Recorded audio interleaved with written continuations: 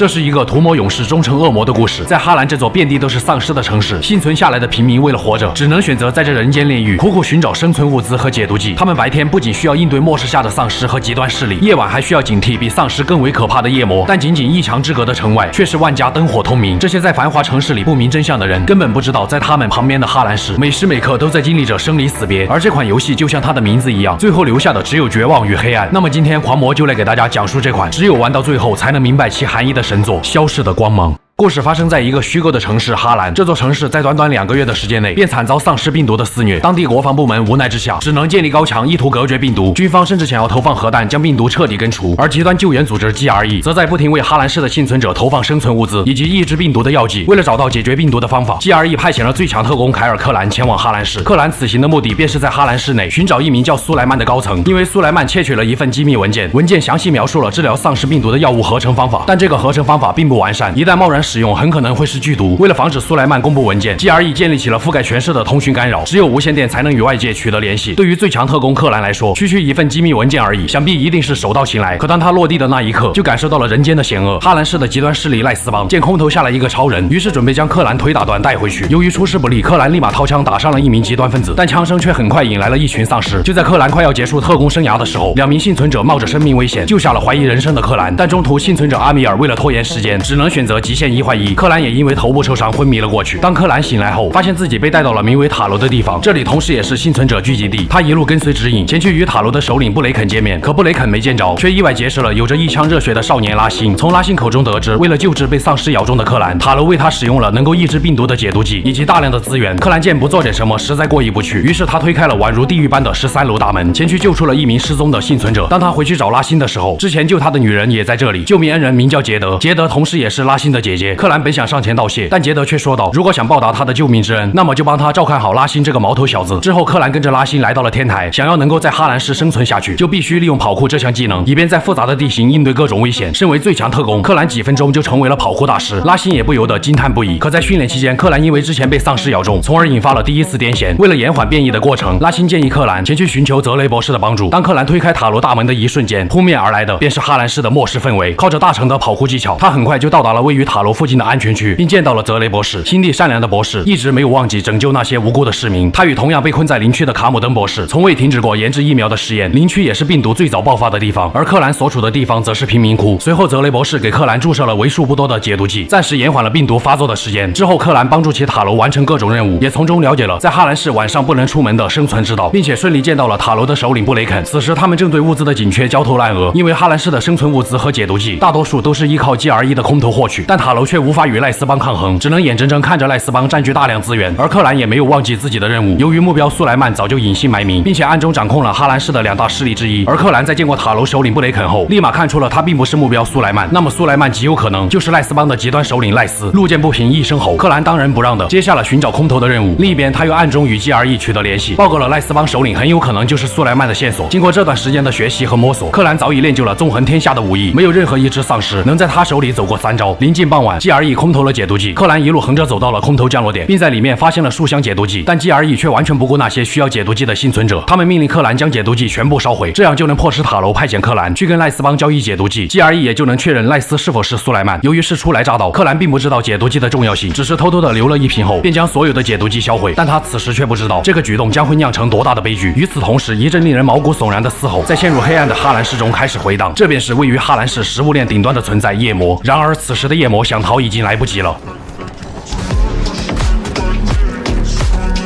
就这样，哈兰市拳王心满意足地回到了塔楼，因为克兰撒谎没有找到解毒剂。不出 GRE 所料，此时塔楼的人正准备派人前去赖斯邦购买解毒剂。克兰当即自告奋勇，表示自己可以前去跟赖斯邦交易。首领布雷肯、杰德与拉辛姐弟纷纷都对克兰竖起了大拇指，这让克兰心中一暖，但他也因此产生了强烈的负罪感。时间来到清晨，克兰的身影穿梭在丧尸横行的街道之上，没多久他便来到了赖斯邦的极端营地。赖斯邦的2把手见到克兰后，觉得很是眼熟，能不眼熟吗？克兰落地那天就是他迎接的。可眼前还不是算账的时候，恰好此时赖斯正在表演节目，还贴心的给手下留了一手。果不其然，赖斯就是 GRE 要找的苏莱曼。在他知道了克兰的意图后，表示可以给克兰2箱解毒剂，条件就是帮他做些事儿。克兰无奈之下只好答应。不得不说，赖斯的心狠手辣可见一斑。跟着乌鸦哥混，最多就是吃不饱饭，但跟着赖斯那可是随时可能没命。之后，克兰爬上天线塔，为赖斯帮修理好了无线电调节器。好在这个举动让整个哈兰市的幸存者都能更好的进行通讯，就连邻区的幸存者首领特洛伊也联系上克兰表示感谢。但随后的任务也让克兰不得不昧着良心前去为赖斯帮收取保护费。可当他做完这一切，赖斯却出尔反尔，只给了克兰5瓶解毒剂，甚至还想让克兰将曾救过他的杰德带过来参加供赖斯帮娱乐的竞技场。迫于赖斯手里有枪，克兰只能憋屈的离开。好人就该被人拿枪指着，克兰心中越想越气，于是他联系上了 GRE， 表示不想跟赖斯合作。但 GRE 的回复却是让克兰全力配合赖斯。从小到大还没受过这种委屈，他爹都没拿枪指过他。克兰默默地记下了这个仇，对 GRE 这个极端救援组织的看法也由此产生了动摇。当克兰将为数不多的解毒剂带回塔楼后，18楼因为缺乏药物导致感染爆发，整层楼的人都变成了丧尸。面对接二连三的坏消息，塔楼首领布雷肯陷入了无尽的绝望和自责。他在病毒爆发前只是一个跑酷教官而已，他也跟普通人一样，想着如何在哈兰市存够钱买一套属于自己的房子。但布雷肯的跑酷却教会了幸存者们如何生存。克兰在安慰了布雷肯一番后，本打算前往天台求助 GRE， 可他正好撞见了在天台喝得烂醉的拉辛。拉辛想要炸掉塔楼附近的夜魔巢穴，尽量为幸存者们提供安全保障，这样就能搜集到足够的解毒剂。经过这些日子的相处，拉辛与克兰早已成为亦师亦友的好搭档。克兰只能口头上答应帮他寻找炸药。随后他联系上了 GRE， 希望能够让 GRE 向塔楼空投解毒剂，但 GRE 却断然拒绝，因为他们派遣克兰是来寻找文件的，而不是扮演圣母。除非克兰选择帮助赖斯交出救过他的杰德，克兰可不会这么做。既然解毒剂没人给，那么他就自己去找。就在第二天，克兰前去和杰德会面，他们发现了一处赖斯帮的补给站，于是他们决定不动声色潜入这个位于学校的补给站。可他们来到内部后，却发现里面并不是解毒剂，而是塑胶炸药。杰德带上炸药先一步离开，克兰负责殿后。自从被人拿枪指着，克兰也学会了拿枪指人，毕竟还是这玩意儿好使。就在离开的途中，克兰发现了一只绿色的丧尸，幸好丧尸跑得快，才免受了皮肉之苦。不过这也勾起了克兰的好奇心，于是他前去找到了泽雷博士，并从泽雷口中知道了这种丧尸名为逃亡者。如果能够搞到一只新鲜的逃亡者，或许能够对泽雷的病毒疫苗研究有帮助。当然，这点小事还难不倒克兰。待深夜降临，克兰宛如一只极端丧尸，瞬间来到了逃亡者面前。逃亡者还没来得及逃亡，便成为了一份新鲜的样本。当泽雷博士对样本进行研究后，发现了这种样本极有可能研制出疫苗，可因为他的实验设备有限，只能把样本交给邻区的卡姆登博士才行。克兰想也没想，当即决定将数据和样本给卡姆登博士送过去。但这时拉辛却联系上了克兰，因为克兰之前给拉辛透露了炸药的事情。拉辛为了尽可能帮助塔罗的同伴，于是便瞒着姐姐和克兰擅自带上炸药前往了夜魔巢穴。这个举动导致拉辛陷入了危险之中。听到这个消息，克兰想也没想，迅速向着拉辛的所在赶去。当克兰再次见到拉辛的时候，他已经被丧尸咬中，但拉辛却谎称自己已经截肢，而炸弹也即将引爆。见情况危急，克兰也没多看，立即带上炸弹前往夜魔的巢穴，并赶在炸弹爆炸之前成功摧毁了巢穴。当克兰兴高采烈的再次回去找拉辛的时候，却见到了让他难以接受的一幕。Raheem, you should have seen it. The whole damn building came down.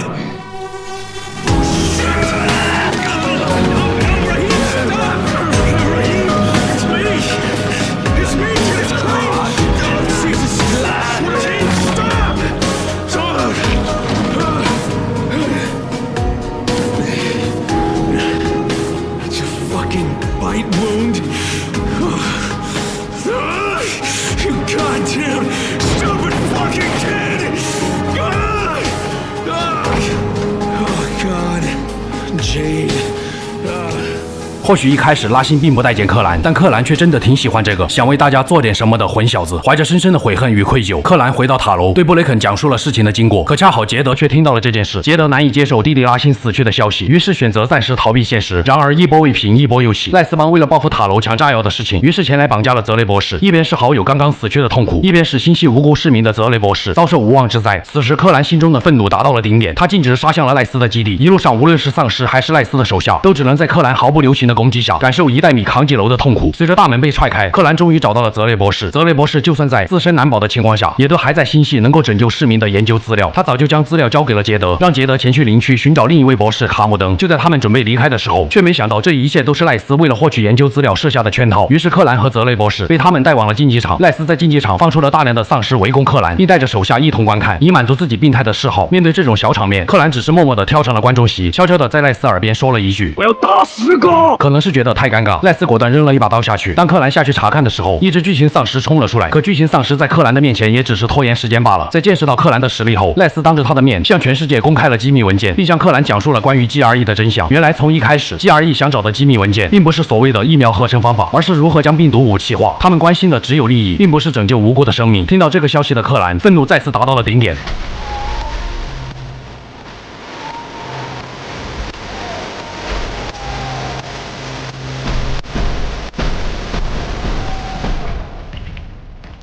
当克兰来到泽雷博士面前，他已经被匕首刺进了心脏。博士到死都还在想着哈兰市中那些无辜的人，而赖斯也是一个狠人，他用烧红的木棍灼烧伤口，以强行止血。想到死去的博士，克兰心中越想越气。可当他回去找赖斯的时候，这个罪大恶极之人却不见了踪影。克兰也因为没有解毒剂，从而陷入了昏迷。等克兰醒来后，布雷肯将他救了下来。此时赖斯的手下已经赶往林区，前去寻找杰德与卡姆登博士，并且因为赖斯公布了机密文件，无暇顾及其他的 GRE， 早已停止了空投物资的投放，幸存者的时间已然所剩无几。为了尽快帮助卡姆登博士研制出疫苗，克兰找了一群能够帮助他前往林区的人，但这些人竟然与赖斯合作，不讲武德偷袭克兰。对于克兰来说，纵横天下的武艺不是白学的。他很快便来到了哈兰市的旧城林区。作为最早爆发病毒的区域，这个地方无时无刻都在散发着死亡的气息。因为克兰之前修好了无线电，间接帮助了这里的幸存者，他们因此都对克兰充满了感激。而幸存者首领特洛伊也与杰德关系匪浅，在他的帮助下，克兰与杰德取得了联系。但杰德现在还未走出失去亲人的痛苦，再加上克兰说出了 GRE 雇佣他的经过，气得杰德直接挂断了电话。由于 GRE 这个极端救援组织的阴谋浮出水面，当地的国防部为了尽快将病毒事件平息，于是便以哈兰市没有生还者的理由，决定发射核弹将病毒彻底根除。为了向外界发送信息，特洛伊决定在高楼中安放炸弹，以人为的形式放出大火。既然有成功的机会，那么克兰必须得去试一试，毕竟建筑里的丧尸对于他来说根本不值一提。随着克兰安放好炸弹并将之引爆，整座大楼瞬间燃起了大火，但军方的战斗机却在下一刻再次对大楼进行了轰炸，只为掩盖哈兰市还有活人的真相。好在克兰的壮举让杰德对他的看法产生了改变，愿意再次与他见面。可当克兰来到见面地点后，却发现赖斯的手下已经先一步带走了杰德。克兰先是失去拉辛，如果一旦再失去杰德，他将会永远的活在痛苦之中。克兰用尽了一切办法，来到了赖斯邦藏身的博物馆。当他见到赖斯的时候，赖斯表示，既然克兰夺走了属于他的东西，那么他就会夺走属于克兰的东西。尽管克兰面对这些极端分子没有丝毫的留手，尽管前方无数拦路的丧尸被他硬生生杀出了一条血路，可最终天不遂人愿。当他找到杰德那一刻，这个曾经救过他的挚友已经被丧尸咬伤，而克兰也因为迟迟没有注射解毒剂，导致病毒即将发作。赖斯似乎非常享受眼前这一刻，他将克兰之前偷偷拿走的那一份解毒剂给他们丢了过来，让克兰做出选择。一瞬间，克兰的意识被拉进了精神世界，在这里他经历过的一幕幕不断浮现。杰德也在安慰着克兰，他们唯一能做的就是完成一些事情，把有限的生命变得有价值。所以杰德也会像拉辛一样，如果能够牺牲自己挽救哈兰市的所有人，那么他将毫不犹豫地选择慷慨赴义。而这一刻，克兰感受到了自己的无能为力，也意识到了自己将要背负的责任。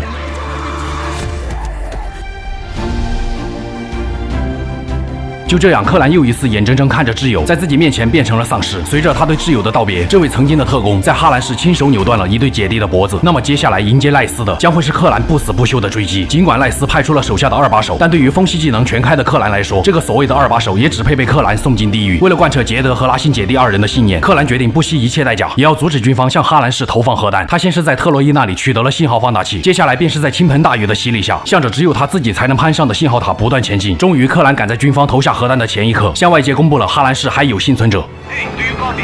Do you copy? It's Walters.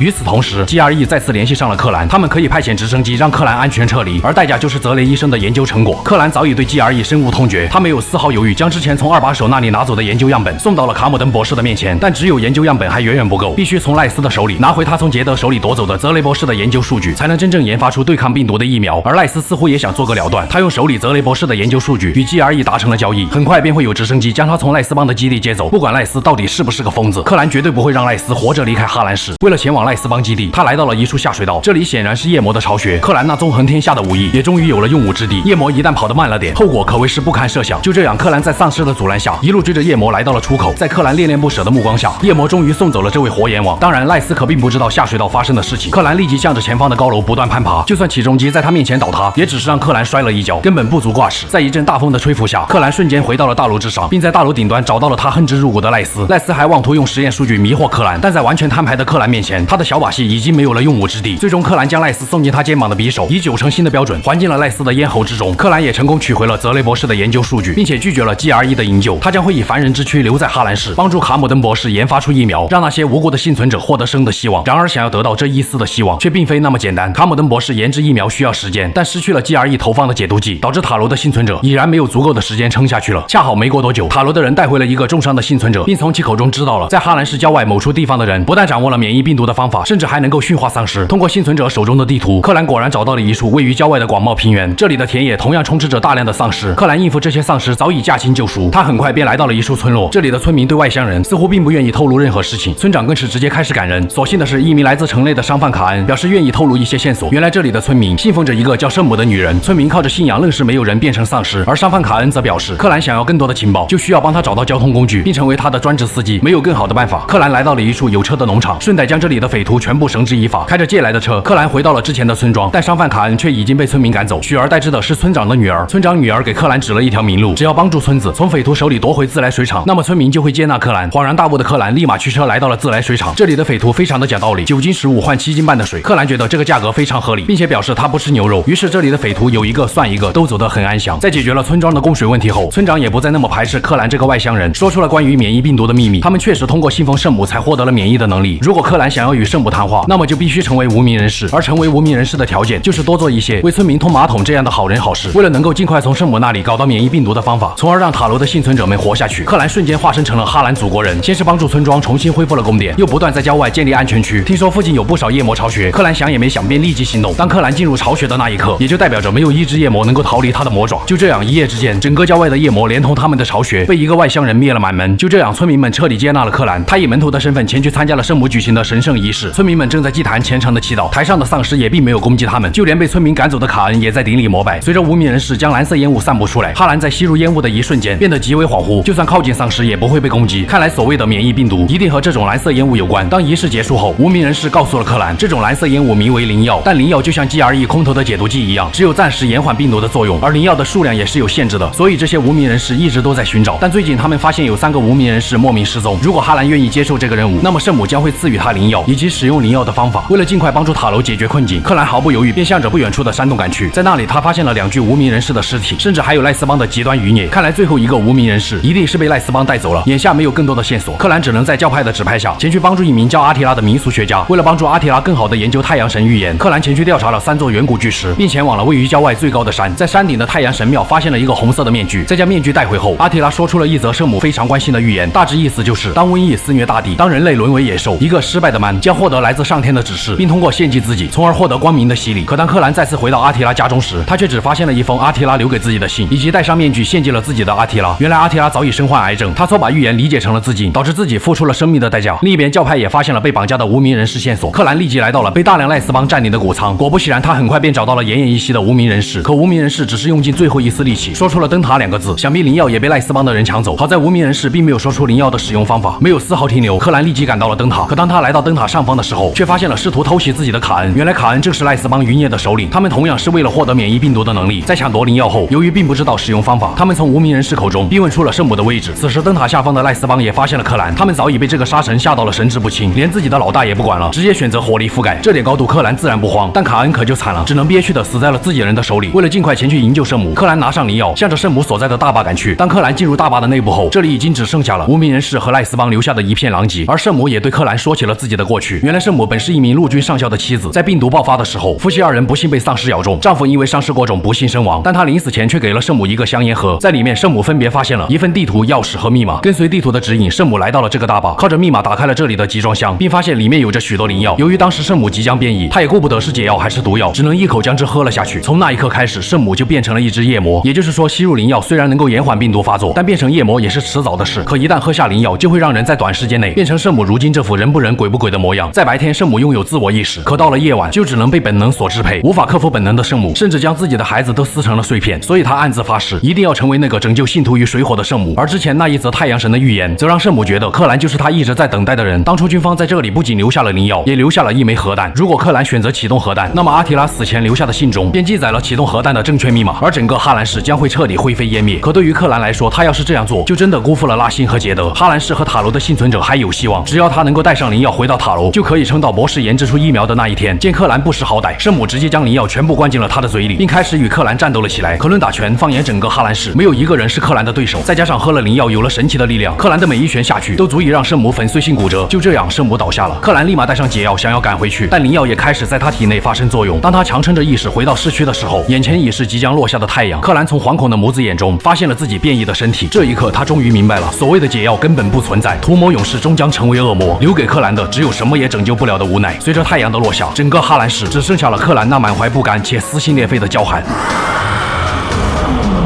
我是修片狂魔，咱们下期再见。